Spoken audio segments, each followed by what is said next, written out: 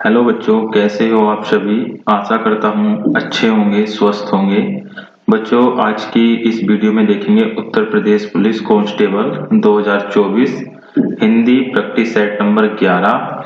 बच्चों, ये हिंदी का प्रैक्टिस सेट नंबर 11 है। इससे पहले हमारे 10 हिंदी के प्रैक्टिस सेट आ चुके हैं, जो कि आपको इस वीडियो के डिस्क्रिप्शन में उसकी पूरी की पूरी प्लेलिस्ट मिल जाएगी। बच्चों, चलते हैं आज की क्लास को शुरू करते हैं बिना समय गवाए। और आज की वीडियो का ये पहला क्वेश्चन क्या है बच्चों कि चारु चंद्र लेख किस उपन्यासकार की रचना है। तो ये बच्चों, ये चारु चंद्र लेख किस उपन्यासकार की रचना है। ये एक रचना दी गई है चारु चंद्र लेख, और हमें इसके उपन्यासकार बताना है कि कौन होंगे। तो पहला ऑप्शन दिया गया है राम विलास शर्मा, दूसरा ऑप्शन दिया गया है आचार्य हजारी प्रसाद द्विवेदी, और तीसरा ऑप्शन दिया गया है अमृत लाल नागर, और फोर्थ ऑप्शन है हरिवंश राय बच्चन। तो बच्चों, मोस्ट क्वेश्चन है और इसी प्रकार के क्वेश्चन आपको एग्जाम में दिखाई देते हैं, और ये गलत होने के चांस बहुत ज्यादा होते हैं। तो बच्चों, इन क्वेश्चनों को अच्छे से आप याद कर ले। बच्चों, इस क्वेश्चन का जो राइट आंसर होगा वह होगा option number B, Hazari Prasad Dwivedi. Hazari Prasad Dwivedi question number 1 का जो राइट आंसर है वह हो गया ऑप्शन नंबर बी। ठीक है बच्चों, अच्छा क्वेश्चन था।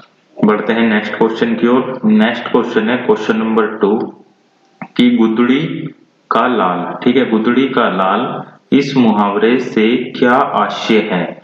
गुदड़ी का लाल इस मुहावरे से क्या आशय है। तो पहला ऑप्शन दिया गया है निर्धन परिवार में बेटे का जन्म होना, दूसरा ऑप्शन है निर्धन परिवार में धन का आना, और तीसरा ऑप्शन है निर्धन परिवार में गुणी का जन्म होना, और फोर्थ ऑप्शन है धोखेबाज मित्र।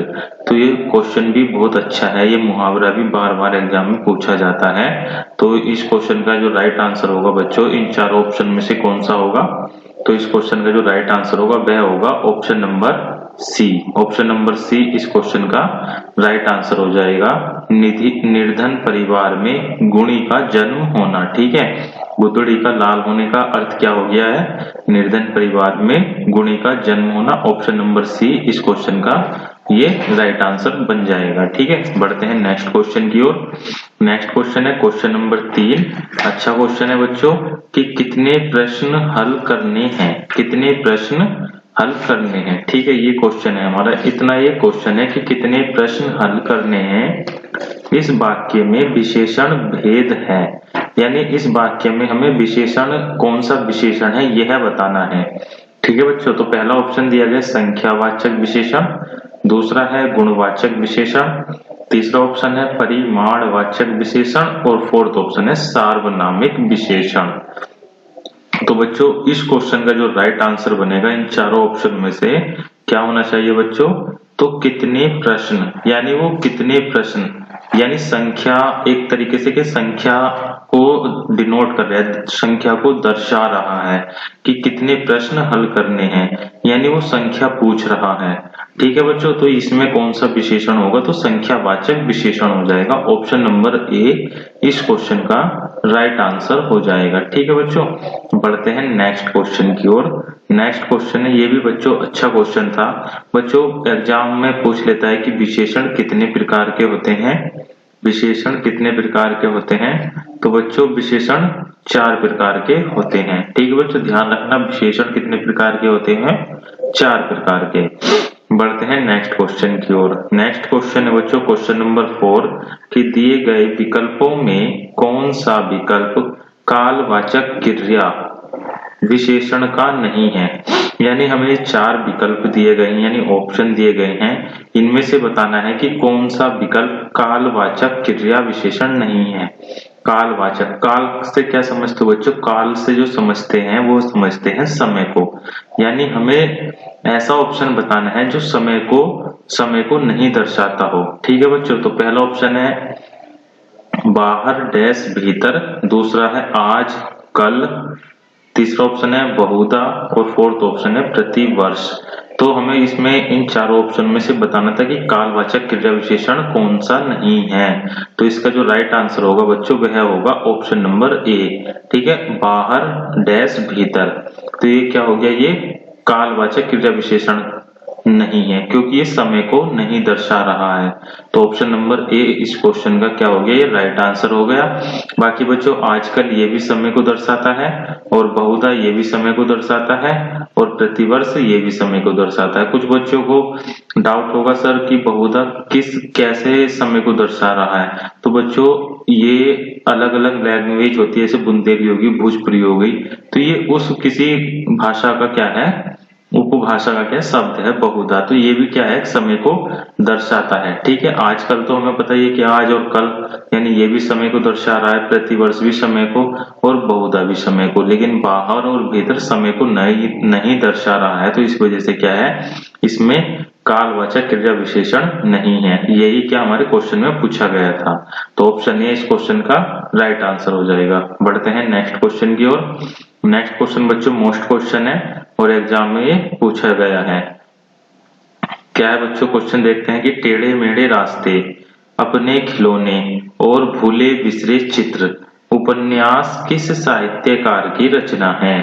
यानी हमें तीन उपन्यास दिए गए हैं। एक दिया गया टेढ़े मेढ़े रास्ते, दूसरा दिया गया है अपने खिलौने और तीसरा दिया गया भूले बिसरे चित्र।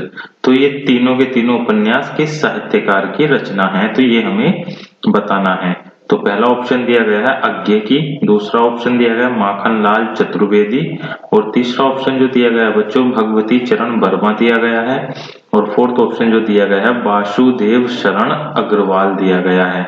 तो इन चारों में से हमें इस क्वेश्चन का राइट आंसर बताना है कि क्या होगा। ठीक है बच्चों, क्या होगा इस क्वेश्चन का राइट आंसर। तो इस क्वेश्चन का जो राइट आंसर होगा वह होगा ऑप्शन नंबर सी, भगवती चरण वर्मा। ठीक है, ऑप्शन नंबर सी इस क्वेश्चन का ये राइट आंसर बनेगा कि भगवती चरण वर्मा जो है इन उपन्यास के साहित्यकार हैं। ठीक है, क्या इनके द्वारा ये उपन्यास लिखे गए हैं, टेढ़े मेढ़े रास्ते, अपने खिलौने या भूले बिसरे चित्र भगवती चरण वर्मा की हैं। ठीक है, याद रखना बच्चों ये एग्जाम में पूछा गया है, यूपीएसआई के एग्जाम में ये क्वेश्चन आ चुका है। ठीक है, बढ़ते हैं नेक्स्ट क्वेश्चन की ओर। नेक्स्ट क्वेश्चन है बच्चों क्वेश्चन नंबर 6 कि अखियां हरि दर्शन की भूखी। ठीक है, ये इतना क्वेश्चन दिया गया है कि अखियां हरि दर्शन की भूखी, इस पंक्ति में कौन सा अलंकार है। तो हमें क्या बताना है, इसमें अलंकार बताना है। यानी इन पंक्तियों में कौन सा अलंकार है कि अखियां हरि दर्शन की भूखी। तो पहला ऑप्शन दिया गया ब्रकोक्ति अलंकार, दूसरा है उपमा अलंकार, तीसरा है वृत्त्यनुप्रास अलंकार और फोर्थ ऑप्शन है मानवीकरण अलंकार। तो बच्चों इन चारों में से इसका राइट आंसर जो होगा वह होगा मानवीकरण अलंकार। ऑप्शन नंबर डी इस क्वेश्चन का राइट आंसर होगा। बच्चों अच्छा क्वेश्चन है, एग्जाम में पूछा जा सकता है। एक या दो क्वेश्चन बच्चों अलंकार का आपके यूपी पुलिस कांस्टेबल की परीक्षा में जरूर पूछा जाएगा, इसलिए इन क्वेश्चन को, अलंकार वाले क्वेश्चन सभी बच्चों के क्या याद नहीं हो पाते हैं। तो आप यानी नोटबुक में जरूर नोट कर लें, क्योंकि मैं प्रत्येक वीडियो में 3 या 4 या 2 क्वेश्चन में अलंकार के जरूर लाता हूं और वे विगत परीक्षाओं में पूछे गए अलंकार हैं। ठीक है बच्चों, तो उन्हें क्या नोट कर लिया करें। बढ़ते हैं नेक्स्ट क्वेश्चन की ओर। नेक्स्ट क्वेश्चन है क्वेश्चन नंबर 7, इनमें से कौन सा तत्सम तद्भव का सही जोड़ा नहीं है। तो हमें इसमें तत्सम तद्भव का सही जोड़ा नहीं है यह क्वेश्चन बताना है। तो इसके 4 ऑप्शन दिए गए, दही दधी डैश दही, दूसरा है नजर डैश आंख और तीसरा ऑप्शन है कि उष्ट डैश ऊंट और फोर्थ ऑप्शन है श्रृंगार डैश श्रृंगार। तो बच्चों ये श्रृंगार की शुद्ध वर्तनी होती है उसमें क्या है, श्रेय आधा होता है। ठीक है, ये इस वाला ये इस प्रकार लिखा जाता है श्रृंगार। ठीक है, इस प्रकार ये लिखा जाता है शुद्ध वर्तनी में श्रृंगार। तो बच्चों इसका जो राइट आंसर होगा वह होगा option number B. Option number B इस क्वेश्चन का राइट आंसर होगा। ठीक है बच्चों, यानी ये सभी क्या शुरू वाला तत्सम है,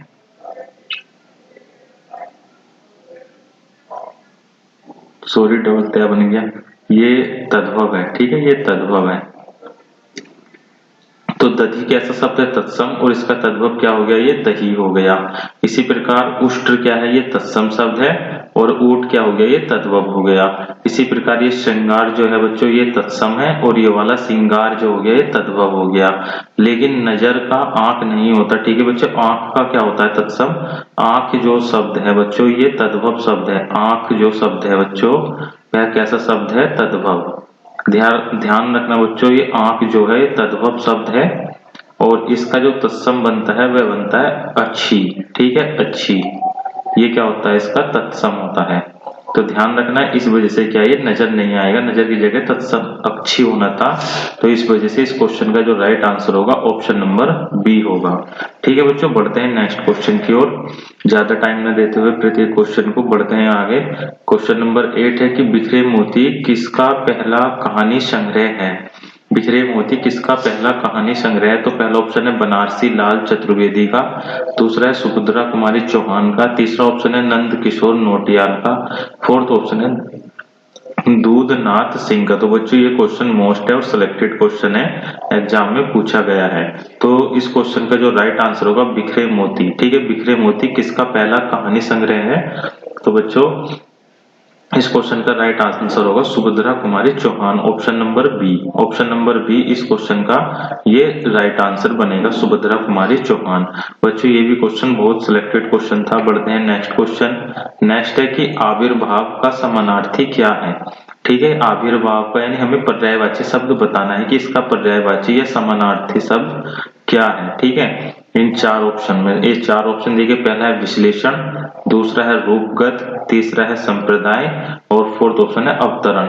देखो बच्चों, जो आविर्भाव का अर्थ होता है वह होता है उत्पन्न होना। ठीक है, उत्पन्न होना या किसी का एक रूप से दूसरे रूप में बदलना आविर्भाव कहलाता है। ठीक है, तो इसका जो पर्यायवाची होगा वह होगा अवतरण। ठीक है, अवतरण, यानी ऑप्शन नंबर डी इस क्वेश्चन का राइट आंसर हो जाएगा। ठीक है, ऑप्शन नंबर डी इस क्वेश्चन का राइट आंसर होगा।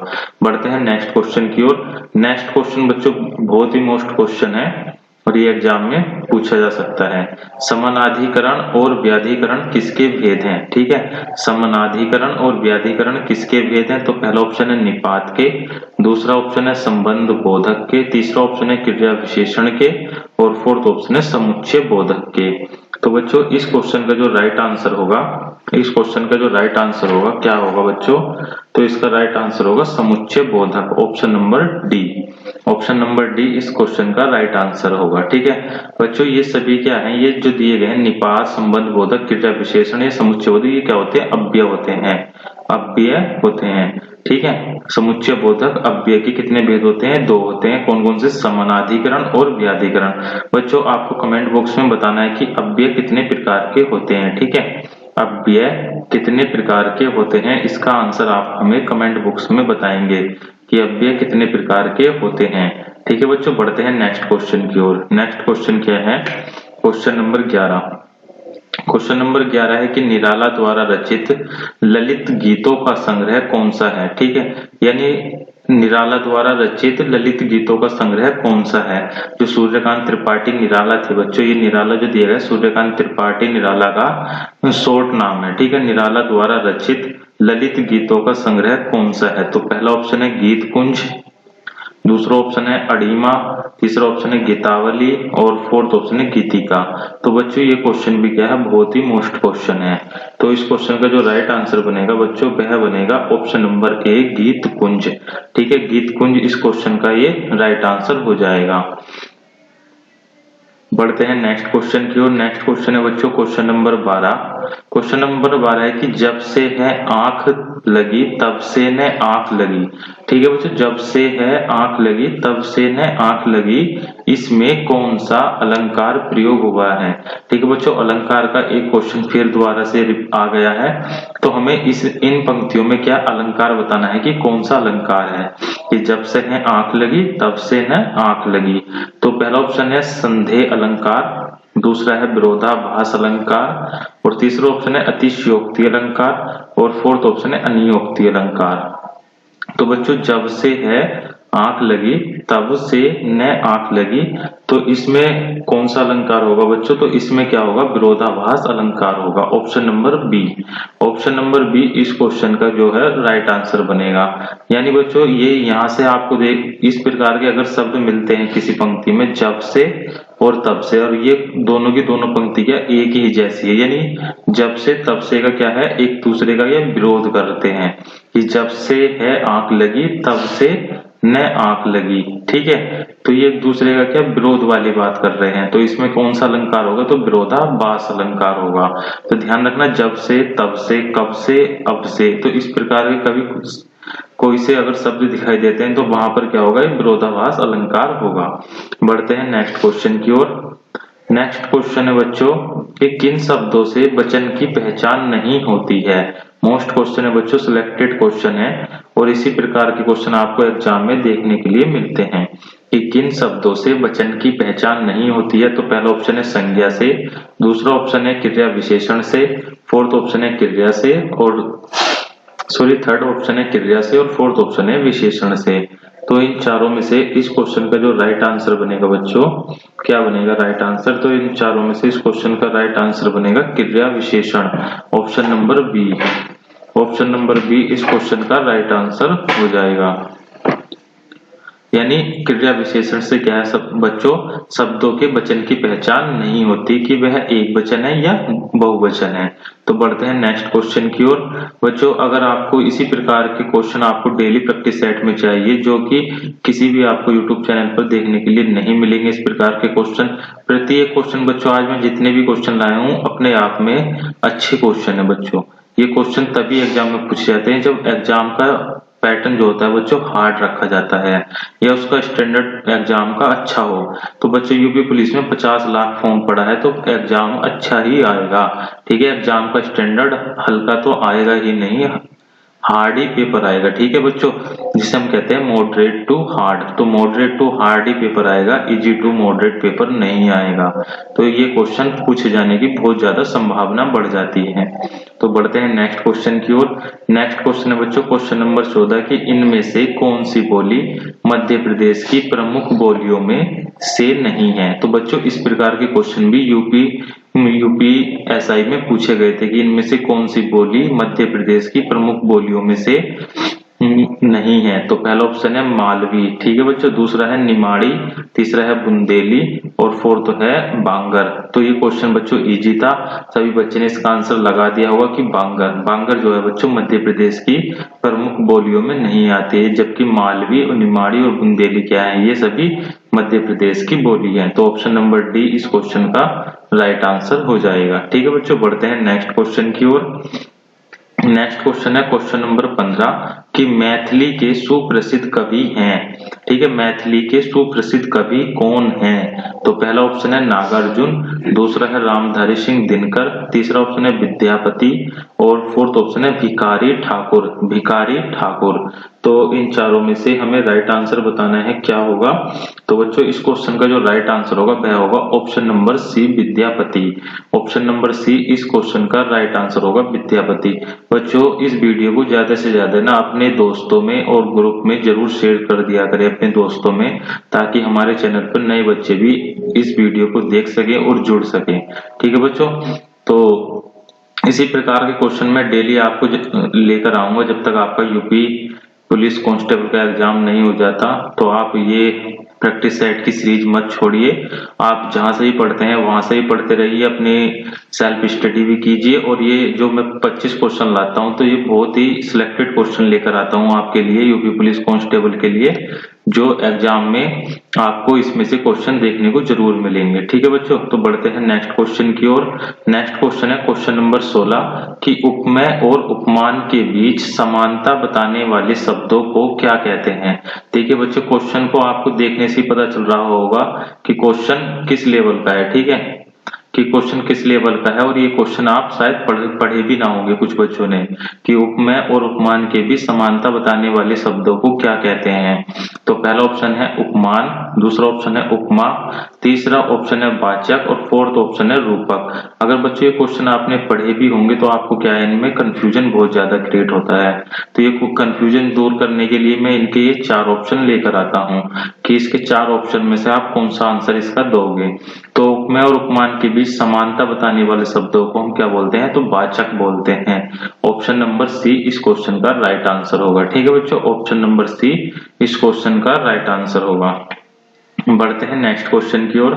नेक्स्ट क्वेश्चन है कि निम्न में से कौन सा क्रिया विशेषण का भेद नहीं है। क्रिया विशेषण का भेद नहीं है, तो पहला ऑप्शन है स्थानवाचक, दूसरा ऑप्शन है परिमाणवाचक, तीसरा ऑप्शन है जातिवाचक और फोर्थ ऑप्शन है रीतिवाचक। तो बच्चों क्रिया विशेषण का इनमें से कौन सा भेद नहीं है, तो बच्चों ऑप्शन नंबर सी जातिवाचक। जातिवाचक इस क्वेश्चन का राइट आंसर हो जाएगा कि जातिवाचक क्रिया विशेषण का भेद नहीं है। बच्चों आपको कमेंट करके बताना है कि क्रिया विशेषण के कितने भेद होते हैं। क्रिया विशेषण के कितने भेद होते हैं। ठीक है बच्चों, विशेषण तो आप सभी को पता है 4 प्रकार के होते हैं, लेकिन क्रिया विशेषण के कितने भेद होते हैं आप सभी को कमेंट करके बताना है। बढ़ते हैं नेक्स्ट क्वेश्चन की ओर। नेक्स्ट क्वेश्चन है क्वेश्चन नंबर 18 कि विशेषणों में तुलना के आधार पर कितनी अवस्थाएं होती हैं। विशेषणों में तुलना के आधार पर कितनी अवस्थाएं होती है। देखिए बच्चों, ये क्वेश्चन यूपीएससी में दोबारा दूसरी शिफ्ट में रिपीट हुआ था, और ये क्वेश्चन मैंने अभी आपको प्रीवियस ईयर की जो अभी पिछली वीडियो बनाई थी, इससे पहले दूसरे 8वें या 7वें नंबर की, तो उसमें ये क्वेश्चन मैं पढ़ा चुका हूँ कि विशेषण की बच्चों 3 अवस्थाएं होती है, यानी ऑप्शन नंबर ए इस क्वेश्चन का राइट आंसर हो जाएगा। ठीक है, कि विशेषण की अवस्थाएं जो होती है बच्चों वह 3 होती हैं, और जो विशेषण के प्रकार होते हैं वह कितने होते हैं, 4 होते हैं। यानी विशेषण कितने प्रकार के होते हैं, 4 प्रकार के होते हैं, और जो विशेषण की अवस्थाएं होती हैं वह कितनी होती है, 3 होती हैं। तो बच्चों ये क्वेश्चन में आपको रिपीट हुआ था। बढ़ते हैं नेक्स्ट क्वेश्चन की ओर। नेक्स्ट क्वेश्चन है क्वेश्चन नंबर 19 कि विप्सा अलंकार को दूसरे किस नाम से जाना जाता है। तो बच्चों अच्छा क्वेश्चन है, बहुत ही सिलेक्टेड क्वेश्चन है कि विप्सा अलंकार को दूसरे किस नाम से जाना जाता है। तो पहला ऑप्शन है पूर्णोपमा अलंकार, दूसरा ऑप्शन है पुनरुक्ति प्रकाश अलंकार, तीसरा है लुप्तोपमा अलंकार, और फोर्थ ऑप्शन है प्रश्न अलंकार। तो बच्चों इस क्वेश्चन का भी आंसर कुछ बच्चों को आता होगा, कुछ को नहीं आता होगा। तो बच्चों जितने भी मैं क्वेश्चन आपके लिए इस वीडियो में लेकर आता हूँ सारे के सारे बच्चों सिलेक्टेड क्वेश्चन है। तो प्लीज बच्चों वीडियो को जरूर लाइक करें और अपने दोस्तों में से ज्यादा शेयर कर दिया करें, ताकि हमारे चैनल पर नए बच्चे भी आ जाएं। तो इस क्वेश्चन का जो राइट आंसर होगा वह होगा पुनरुक्ति प्रकाश अलंकार। ठीक है, ऑप्शन नंबर बी इस क्वेश्चन का राइट आंसर हो जाएगा। पुनरुक्ति प्रकाश अलंकार को हम क्या बोलते हैं, विप्सा अलंकार, या विप्सा अलंकार को हम पुनरुक्ति प्रकाश अलंकार भी कहते हैं। ठीक है बच्चों, तो बढ़ते हैं नेक्स्ट क्वेश्चन की ओर। नेक्स्ट क्वेश्चन है क्वेश्चन नंबर 20 कि लीचू किस भाषा का शब्द है। तो लीचू किस भाषा का शब्द है, तो पहला ऑप्शन है उर्दू का, दूसरा ऑप्शन है चीनी, तीसरा है संस्कृत और फोर्थ है हिंदी। तो बच्चों जो लीचू शब्द है ये हमारा चीनी भाषा का शब्द है। ऑप्शन नंबर बी इस क्वेश्चन का राइट आंसर आ जाएगा। ठीक है बच्चों, अगर बच्चों पूछ लेता है कि लीची किस भाषा का शब्द है, तो लीची भी बच्चों चीनी भाषा का शब्द है। पूछ लेता बच्चों चीनी जो शुगर होती है चीनी, यह किस भाषा का शब्द है, तो बच्चों ये भी के चीनी भाषा का शब्द है, और एक ये लीचू तो हो ही गया। ठीक है, तो ये 3 शब्द याद रखना, लीची, चीनी और लीचू। ठीक है, ये तीनों के तीनों किस भाषा के शब्द हैं, तो ये चीनी भाषा के शब्द हैं, यानी चीन की भाषा के। बढ़ते हैं नेक्स्ट क्वेश्चन की ओर। नेक्स्ट क्वेश्चन है क्वेश्चन नंबर 21। ये क्वेश्चन बच्चों किसी का भी गलत नहीं होना चाहिए कि जिन वर्णों का उच्चारण स्वतंत्र होता है, जिन वर्णों का उच्चारण स्वतंत्र होता है उन्हें क्या कहते हैं। अगर बच्चों इनके 4 ऑप्शन दिए गए, व्यंजन, स्वर, बोली और व्याकरण। अगर बच्चों ये क्वेश्चन आप किसी का भी बच्चे का गलत हो हो रहा है तो बच्चों से हिंदी में बहुत ज्यादा पढ़ने की जरूरत है, यानी उसकी हिंदी अभी बहुत कमजोर है और वो ये 37 या 38 क्वेश्चन हिंदी के आएंगे तो उसमें से मुश्किल से 25 क्वेश्चन भी स्कोर नहीं कर पाएगा अगर ये क्वेश्चन उस बच्चे का गलत हो रहा है। तो बच्चों इस क्वेश्चन का जो राइट आंसर होगा वह होगा स्वर, ठीक है, option number B. Option number B इस क्वेश्चन का ये राइट आंसर होगा। बच्चों ये क्वेश्चन मैंने जानबूझकर ही हल्का रखा था, ठीक है बच्चों। बढ़ते हैं नेक्स्ट क्वेश्चन की ओर। नेक्स्ट क्वेश्चन है क्वेश्चन नंबर 22 कि रागड़ी बोली, ठीक है, रागड़ी बोली कहाँ बोली जाती है। तो रागड़ी बोली कहाँ बोली जाती है, तो पहला ऑप्शन है उत्तर प्रदेश में, दूसरा है केरल में, तीसरा है मध्य प्रदेश में और फोर्थ ऑप्शन है हरियाणा में। तो बच्चों रागड़ी जो बोली है ये हमारी कहाँ बोली जाती है, हरियाणा में बोली जाती है। ऑप्शन नंबर डी इस क्वेश्चन का ये राइट आंसर बनेगा, ठीक है बच्चों। बढ़ते हैं नेक्स्ट क्वेश्चन की ओर। नेक्स्ट क्वेश्चन है क्वेश्चन नंबर 23। क्वेश्चन नंबर 23 क्या है बच्चों कि हरिवंश राय बच्चन ने अपने इंग्लैंड प्रवास काल में कौन सा गीत संग्रह लिखा। यानी हमें बताना है कि जब हरिवंश राय बच्चन अपने प्रवास काल में इंग्लैंड गए थे तो वहां पर उन्होंने कौन सा गीत संग्रह लिखा था, ठीक है। यानी गीत संग्रह का अर्थ होता है कई गीतों का संग्रह, यानी कई गीतों को जोड़कर एक बड़ा गीत बना देना गीत संग्रह कहलाता है। तो पहला ऑप्शन है प्रणय पत्रिका, दूसरा है सतरंगिनी, तीसरा ऑप्शन है एकांत संगीत और फोर्थ ऑप्शन है मिलन यामिनी। तो इन चारों में से इसका राइट आंसर क्या होगा बच्चों, जल्दी से बताना है आपको। तो इस क्वेश्चन का जो राइट आंसर होगा वह होगा ऑप्शन नंबर ए प्रणय पत्रिका, प्रणय पत्रिका, ठीक है। ऑप्शन नंबर ए इस क्वेश्चन का राइट आंसर हो जाएगा। बच्चों पूछ भी सकता है एग्जामिनर की प्रणय पत्रिका किसकी रचना है या किसका गीत संग्रह है, तो बच्चों लगा देना है आपको आंसर हरिवंश राय बच्चन का, ठीक है। प्रणय पत्रिका किसकी है, हरिवंश राय बच्चन की है। यह है जो है बच्चों इनका गीत संग्रह है, ठीक है, ध्यान रखना। बढ़ते हैं नेक्स्ट क्वेश्चन की ओर। नेक्स्ट क्वेश्चन है क्वेश्चन नंबर 24, भी काफी बार एग्जाम में बच्चों पूछा जाता है, इजी क्वेश्चन है लेकिन बहुत ज्यादा पॉपुलर क्वेश्चन है एग्जामिनर का। तो पहला ये क्वेश्चन क्या है, मधुशाला किसके द्वारा रचित है।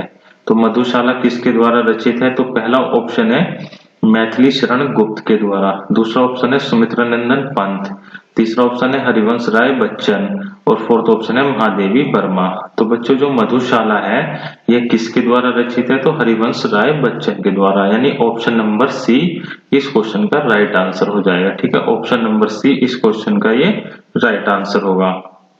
बढ़ते हैं नेक्स्ट क्वेश्चन की ओर। नेक्स्ट क्वेश्चन है बच्चों कि क्रिया के जिस रूप से वर्तमान में क्रिया के संदेह का बोध हो वहां काल होता है।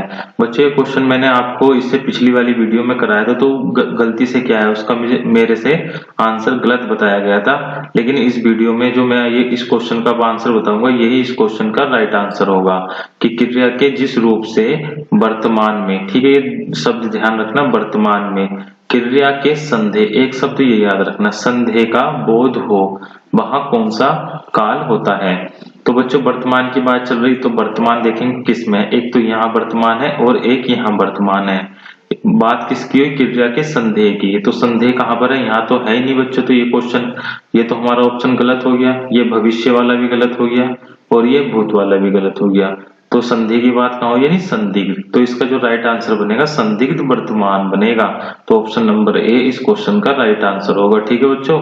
जो पिछली वीडियो में इससे क्वेश्चन बताया गया था मेरे से, यही क्वेश्चन था, वो मिलता जुलता, तो उसका आंसर मेरे से क्या बताया गया था, संभाव्य भविष्य बताया गया था, तो उसका आंसर वो गलत है, ठीक है बच्चों। इसका जो आंसर होगा सही वह होगा संदिग्ध वर्तमान काल, ठीक है। तो ए ऑप्शन इसका राइट हो जाएगा। बढ़ते हैं नेक्स्ट क्वेश्चन की ओर। नेक्स्ट क्वेश्चन बच्चों क्वेश्चन नंबर 26। क्वेश्चन नंबर 26 बच्चों आपके लिए होमवर्क है, ठीक है। इसका आंसर आपको हमें कमेंट बॉक्स में बताना है कि हाथी का समानार्थी शब्द कौन सा है, ठीक है। हाथी का समानार्थी या पर्यायवाची कह सकते हैं, इसका समानार्थी या पर्यायवाची शब्द कौन सा है। तो इसके 4 ऑप्शन दिए गए हैं, तो इनमें से कौन सा नहीं है यह हमें बताना है, ठीक है। तो आप कमेंट बॉक्स में बताएं कि इसका राइट आंसर क्या होगा। और आज की वीडियो बच्चों यहीं पर हम समाप्त करते हैं। और आज की वीडियो के क्वेश्चन आपको कैसे लगे कमेंट बॉक्स में बताएं और वीडियो को अपने दोस्तों में ज्यादा से ज्यादा शेयर कर दिया करें, ठीक है बच्चों, ताकि नए बच्चे भी हमारे इस चैनल से जुड़ सके। आज की वीडियो के लिए इतना ही, धन्यवाद।